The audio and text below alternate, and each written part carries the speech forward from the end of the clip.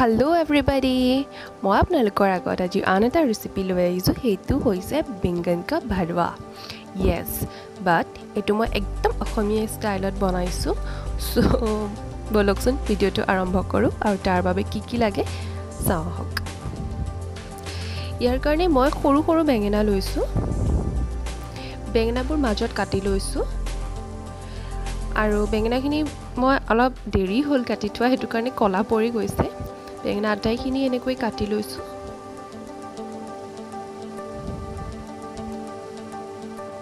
ধনিয়া অলপ লৈছো ভাৰৱাটো বনাবৰ কাৰণে এটা পিয়াজ সৰু সৰুকে কাটি লৈছো আৰু এটা জলকীয়া কাটি লৈছো আৰু এই গুটেইখিনি মই এটা বাউলত লৈ লৈছো জলকীয়া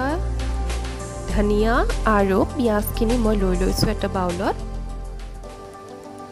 আৰু তাত মই এতিয়া শুকান মছলাখিনি এড কৰিছো হাফ টিস্পুন লৈছো নিমখ হাফ টিস্পুন হালধি লৈছো হাফ টিস্পুন জিৰা পাউডাৰ লৈছো হাফ টিস্পুন মই ধনিয়া পাউডাৰ লৈছো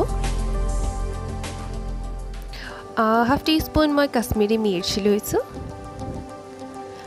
আৰু লৈছো হেকত 1 টেবলস্পুন গৰম মছলা এই আটাইখিনি মছলা মই ভালকৈ মিলাই লম প্ৰথমে এনেকৈ শুকানকৈ মই মিলাই লৈছো তাৰ পিছত মই অকনমান বেচন ফেটি থৈছিলো এনেদৰে বেচনৰ পেষ্ট অলপমান 3-4 চামুচ মান এনেকৈ দি দিছো মছলাখিনি মিলি যোৱালৈকে যিমানখিনি দৰকাৰ হয় হিমানে লৈছো আকৌ ভালদৰে গুটেইখিনি মই লৰাই লম ফাইন পেষ্ট এটা বনাম গুটেইখিনি মছলা এনেকৈ মই যোগ কৰি ললো এতিয়া যিখিনি বেঙেনা মই কাটি ৰাখিছিলো মাজত যিখিনি বেঙেনা জেনেদৰে ফালি ৰাখিছিলো এই মছলাখিনি মই হাতেৰে বেঙেনাখিনি ভিতৰত এইদৰে মই যেদৰে দেখাই দিছো হেদৰে আপোনালোকেও এনেকৈ ভৰাই লব ভালদৰে এনেকৈ ভৰাই লৈছো মই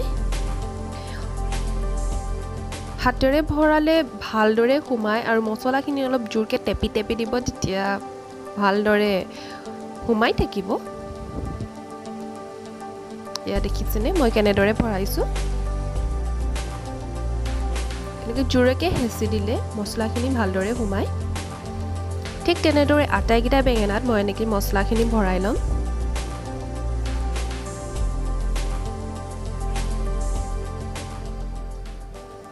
এয়া গুটেইখিনি বেঙেনাত মই মছলাখিনি ভৰাই ললো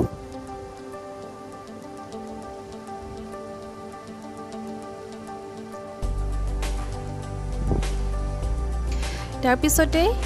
বেচনৰ পেষ্ট এটা লৈছো তাতে বেচনৰ পেষ্টটোত মই বেচন দিছো নিমখ অকণমান হালধি অকণমান আৰু কালা জিৰা কেইটামান আৰু এনেকুৱা বেছি ডাঠো নহয় আৰু বেছি পাতলো নহয় এনেকুৱা পেষ্ট এটা বনাই ললো আনফালে কেৰাহীত মই তেল অলৰেডি গৰম হ'বলৈ দি দিছো আৰু বেঙেনাখিনি এনেদৰে বেচনখিনিত মই এনেকৈ লেটিয়াই ল'ম যেনেদৰে বাকিবোৰ বস্তু ফ্ৰাই কৰে আপোনালোকে ঘৰত বেঙেনা ৰঙালাও যেনেকৈ ফ্ৰাই কৰে হেনেকৈ হে একে প্ৰসেছটোতে বনাব পাৰি মই এনেকৈ বেচনটো সানি লৈছো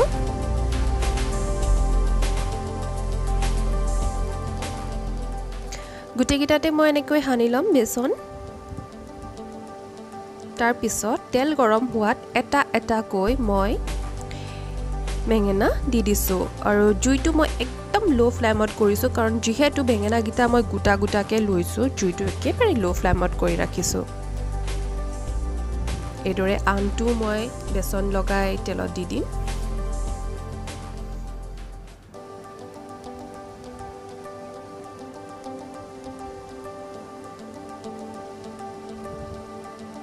এনেদৰে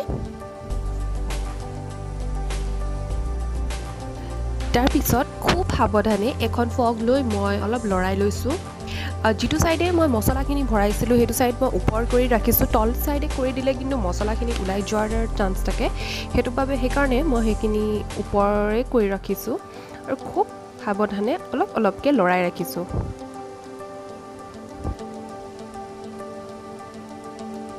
এনেদৰে আনটো সাইডো মই সিজাই লৈছোঁ জুইটো লো ফ্লেমতে কৰি ৰাখিম একদম শেষলৈকে এনেদৰে ফ্ৰাই হৈ যায় অকমান সময় লাগে ফ্ৰাই হ'বলৈ কিন্তু খাই বহুত টেষ্টি লাগে এয়া মোৰ অলৰেডি হৈ গ'ল আৰু বাকিখিনিও সেই একে ধৰণেই মই বনাই ল'ম মোৰ বেংগন কা ভৰৱা ৰেডি সো